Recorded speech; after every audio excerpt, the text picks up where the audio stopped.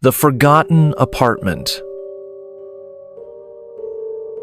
I never thought I'd be the kind of person to believe in ghosts. I'm a skeptic by nature, the type who rolls their eyes at haunted house stories and dismisses creaky floorboards as just the house settling. But after moving into my new apartment, I'm starting to question everything I thought I knew. The place was a steal, way below market value for the neighborhood. My realtor, a cheerful woman named Linda, had been almost too eager to show it to me.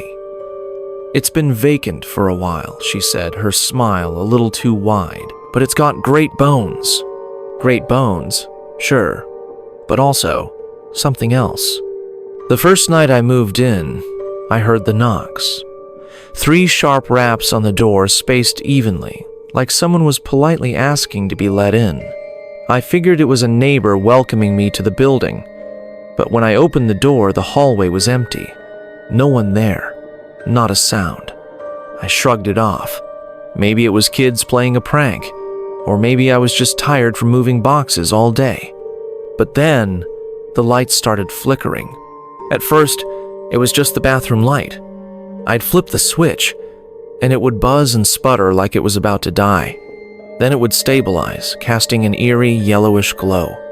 I thought it was just a faulty bulb, so I replaced it. The new one did the same thing. Then it spread to the living room. The overhead light would dim suddenly, as if something was draining the power. Sometimes it would flicker in a pattern, 3 quick flashes, then a pause, then 3 more.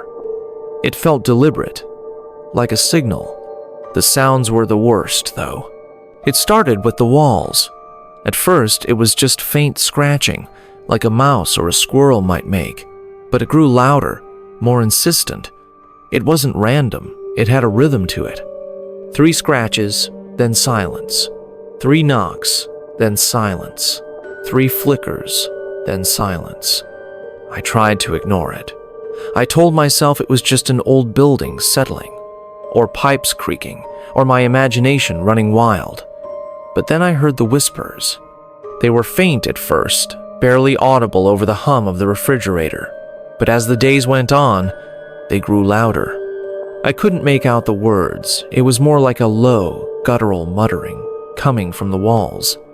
It sounded like someone was trapped inside, trying to communicate. I couldn't take it anymore. I started researching the building's history, desperate for some kind of explanation. What I found chilled me to the bone.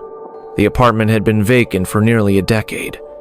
The last tenant, a man named Daniel Hargrove, had disappeared without a trace. According to the police report, he'd been a quiet, reclusive guy who kept to himself. One day, he just vanished. His rent check stopped coming, and when the landlord went to check on him, the apartment was empty. No furniture, no personal belongings, no sign of a struggle, just gone.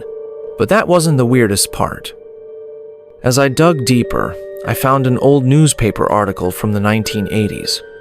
Another tenant had disappeared from the same apartment under eerily similar circumstances. And before that, in the 1950s, another. And another. The building had a history of vanishings. I started to notice other things too. Small details that I'd overlooked before. The walls in the bedroom were slightly discolored, as if they'd been patched up in a hurry. The floorboards in the living room creaked more than they should, like there was something hollow beneath them. And the closet in the hallway, I'd never been able to open it. The door was stuck, as if it had been glued shut. One night, after another round of knocks and whispers, I decided to investigate the closet. I grabbed a crowbar from my toolbox and pried at the door until it finally gave way with a loud crack. Inside, I found a small, hidden compartment. And inside that compartment, a journal. It belonged to Daniel Hargrove, the last tenant. The pages were filled with frantic scribbles, as if he'd been writing in a hurry. The entries were disjointed, almost incoherent, but a few phrases stood out. "It's in the walls. It watches me. 3 knocks, 3 scratches, 3 flashes. It's trying to talk to me. I can't leave. It won't let me. The last entry was the most chilling. I think it's hungry. I didn't sleep that night. I sat on the couch, clutching the journal, listening to the whispers in the walls. They were louder now, more urgent. I could almost make out the words. Let me out. The next morning, I called the landlord. I demanded to know what was going on, why he hadn't told me about the disappearances, why the apartment had been vacant for so long. He sighed, like he'd been expecting this call. Look, he said, I don't know what's going on in that apartment, but every tenant who's lived there, they've all said the same things. The knocks, the whispers, the flickering lights, and then they're gone. Why didn't you warn me? I shouted. Because no one would ever rent it if I did, he said quietly. I hung up and started packing my things. I wasn't going to end up like Daniel, like all the others. But as I was carrying a box to the door, I heard it. 3 knocks. I froze. The box slipped from my hands, crashing to the floor. 3 scratches. The lights flickered 3 times, and then the whispers started again. But this time, I could understand them. You can't leave. I dropped everything and ran for the door, but it wouldn't open. The knob wouldn't turn. The deadbolt was stuck. I turned around, my back pressed against the door, and that's when I saw it. The walls were moving, bulging, like something was pushing against them from the inside. The whispers grew louder, more frantic. Let me out. I don't know how long I stood there, paralyzed with fear. But eventually, the walls stopped moving. The whispers faded. The lights stabilized. I thought it was over. But then I noticed something on the floor near the closet. A piece of paper, folded neatly, that hadn't been there before.